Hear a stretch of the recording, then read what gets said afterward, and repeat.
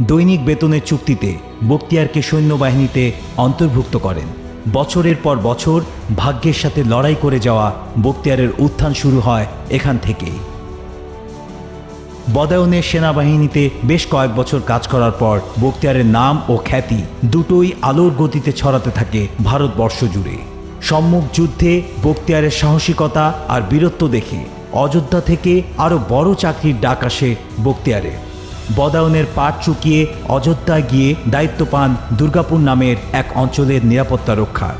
বেশ অল্প দিনেই নিজের যোগ্যতায় বখতিয়ার অযোধ্যার শাসনকর্তা হুসানুদ্দিনের আস্থাভাজন হয়ে ওঠেন। হুসানুদ্দিন বখতিয়ারকে ভিউলি ও ভাগত নামের দুইটি অঞ্চলের জমিদার বানিয়ে দেন। বখতিয়ার তখন অনুধাবন করেন যে ভারতবর্ষ যতটা বড় সে তুলনায় খুব অল্প কিছু অঞ্চলেই ইসলামের পদার্পণ ঘটেছে। সুতরাং বখতিয়ার খিলজি সিদ্ধান্ত নেন ভারতবর্ষের আনাচে